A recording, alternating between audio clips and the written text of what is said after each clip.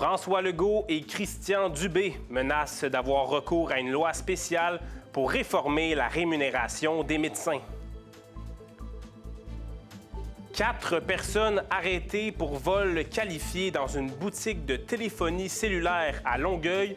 3 personnes mineures sont impliquées. Et les organismes communautaires de la région en demandent plus aux élus municipaux. Bonjour, ici Olivier Prince, gros lot, bienvenue à Info Rive-Sud, vos 30 minutes quotidiennes d'information régionale. Voici vos nouvelles en bref. C'est l'actualité phare de la journée. Les médecins et le gouvernement provincial ne s'entendent pas du tout. Mercredi soir, le premier ministre François Legault a menacé les médecins d'avoir recours à une loi spéciale si les négociations n'aboutissent pas.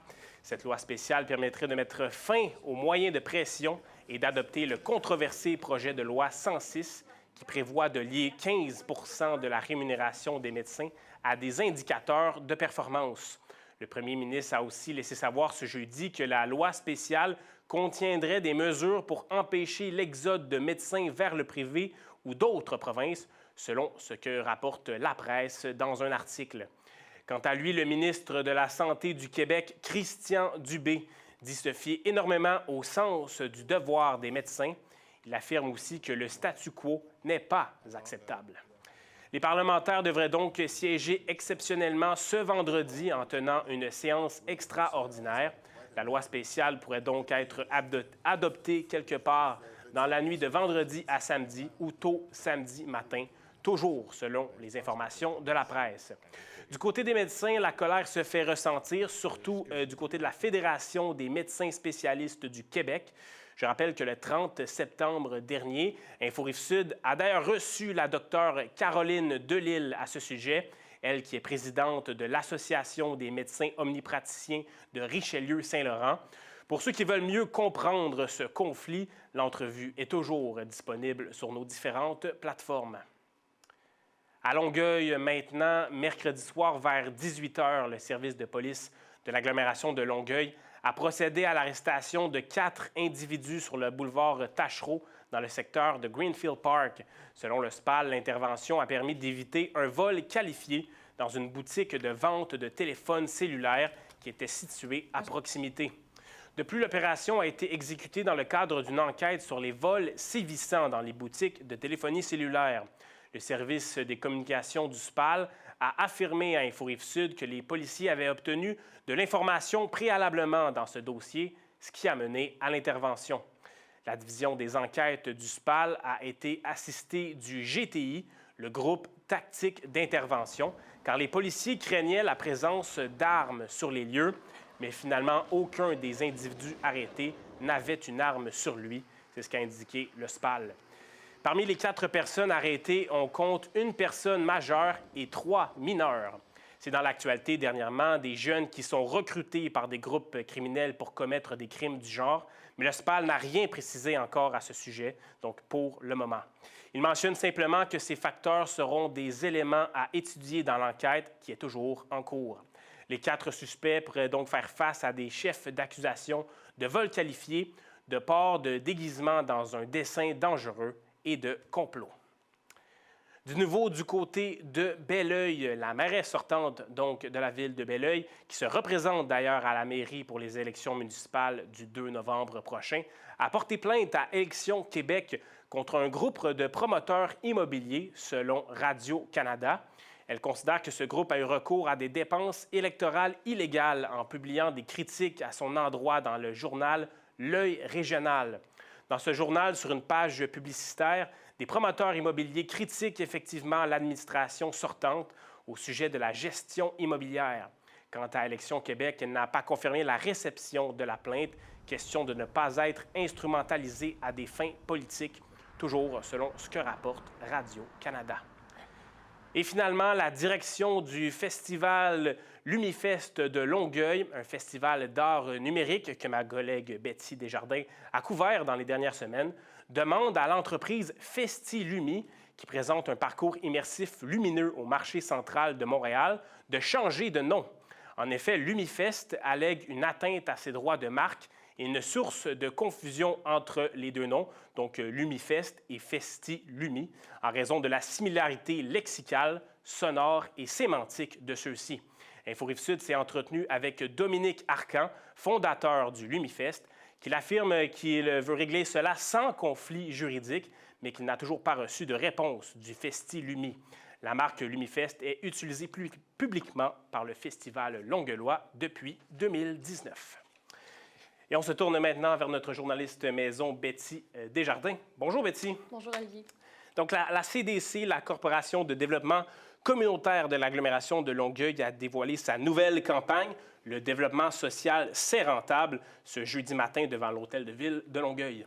Oui, donc cette campagne du CDC à elle aurait pour but de sensibiliser donc les personnes qui se présentent aux élections municipales de cet automne à l'importance du développement social, mais également de leur démontrer le rôle central que les organismes communautaires y jouent. Il demanderait aussi à la Ville de Longueuil de réactiver le programme de soutien au développement social. Je me suis entretenue avec Martin Boire, qui est directeur donc, de cette association. Voici ce qu'il avait à dire. À notre échelle, ce qu'on peut faire, c'est développer des communautés qui sont solidaires, où il y a de l'entraide. Ça, c'est le rôle que peuvent jouer les organismes communautaires. Les besoins sur notre territoire sont en croissance. Le coût des logements n'arrête pas d'augmenter, le coût des aliments. Fait ce qu'on voit, c'est de plus en plus de détresse. On voit des campements qui poussent un peu partout. Alors, c'est sûr que ça prend des leviers financiers pour pouvoir répondre à ça, pour développer les projets. Donc, plusieurs citoyens, des dizaines d'organismes communautaires étaient présents ce jeudi donc pour le dévoilement de la nouvelle campagne. Et ils ont été plusieurs donc, à partager des témoignages. C'est le cas de l'Association d'information en logement et immeubles adaptés qui revendique que les personnes qui vivent avec un handicap puissent avoir accès à des logements sociaux, mais aussi donc des logements accessibles au niveau architectural. Donc, d'après eux, l'un des enjeux principaux des personnes qui vivent avec un handicap, c'est d'être donc prisonniers de leur logement. Je me suis entretenue avec André Leduc, qui est directeur de cette association. Voici ce qu'il avait à dire. Les villes, ils ont le pouvoir de faire des changements pour ça. Ils ont le pouvoir de faire des plans d'urbanisme, de faire des règlements. Puis il faut dire que la Ville de Longueuil sont avant-gardistes avec leur plan d'accessibilité, de la politique, pardon, d'accessibilité universelle, mais il faut en faire plus. Fait que le communautaire, nous, les organismes, des groupes comme la CDC, d'autres groupements comme Outils, qui est un organisme qui fait le développement de logements sociaux, il faut qu'on se mette tous ensemble pour vraiment créer des politiques. Donc, selon Aurélie Condrin-Morel, qui est directrice du Centre d'action bénévole de Saint-Hubert, la revendication du CDCAL, donc avec leur nouvelle campagne de réinjecter de l'argent dans le développement social, est une bonne nouvelle donc, pour le milieu communautaire. Elle croit par contre qu'encore plus peut être fait. J'en ai parlé avec elle. Voici ce qu'elle m'a expliqué. Il y a aussi des initiatives qui existent dans d'autres municipalités, d'avoir, exemple, sur le compte de taxe, 1 $ ou 50 sous par citoyen qui est directement injecté dans le Fonds de développement social. Longueuil, c'est une grosse municipalité. S'il y a tous ces sous-là à chacun, ça ne paraît pas par citoyen, mais ça finit par faire une pas pire enveloppe que les organismes ont pu se répartir. Parce que plus les gens, on les aide chez nous, moins ils viennent cogner à l'hôtel de ville pour des problèmes ou pour d'autres dynamiques. T'sais, une personne aînée qui est à risque d'itinérance, si on l'aide, nous, chez nous ou ailleurs, elle ne se retrouve pas dans la rue. Donc, avec le début de la campagne électorale, le CDCAL souhaiterait donc envoyer un message aux futurs donc conseillers municipaux, candidats municipaux, donc qui veulent travailler avec eux pour trouver des solutions. Ils continueraient également à se mobiliser au courant des prochains mois, également donc entre autres pour également la campagne électorale provinciale, car selon l'association, il est temps que le gouvernement provincial aussi donc prenne ses responsabilités. Voilà, les organismes d'aide qui se font entendre partout dans la région. Du côté de Longueuil, maintenant, Betty, une candidate se présente comme conseillère indépendante dans le district 15 à Longueuil. Oui, donc il s'agit de Naina Vaya, qui est résidente du secteur de Saint-Lambert à Longueuil depuis 35 ans. Elle souhaiterait, si elle est élue, donc apporter un point de vue différent au conseil municipal et défendre les intérêts des citoyens. Je me suis entretenue avec elle. Voici ce qu'elle m'a expliqué par rapport à sa candidature. En tant que conseillère indépendante, je veux pouvoir apporter un avis indépendant. Souvent, les conseillers qui font partie d'un parti, ils ne peuvent pas trop aller à l'encontre des décisions de ce que la mairesse a décidé. Alors que moi, je peux apporter un avis et puis s'il y a lieu à faire avancer mes dossiers, mais j'ai l'appui des citoyens. Donc, la candidate a été affectée personnellement par les inondations des étés de 2024 et de 2025 dans son secteur. Selon Mme Vaillat, plusieurs résidents, dont elle-même, n'ont pas reçu l'aide qu'ils souhaitaient de la part de la Ville suite à ces événements. Ses voisins, elles, auraient essayé donc, de parler au conseil municipal, mais n'auraient pas reçu les réponses qu'ils désiraient. Ça serait en partie ce qui l'aurait poussé à se présenter cette année aux élections municipales. D'accord. Et autant pour Mme Vaillat que pour toutes les candidatures, c'est disponible sur le site d'Élections Québec pour chaque municipalité. Mais pour revenir à Mme Vaillat, est-ce qu'elle a de l'expérience en politique?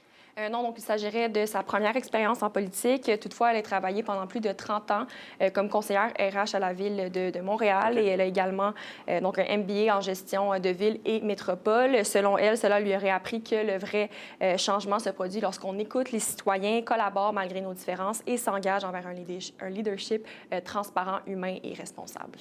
Parfait. Merci beaucoup, Betty. On se retrouve lundi. Merci, Olivier.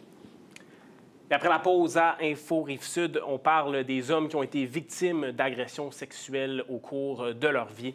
Restez là.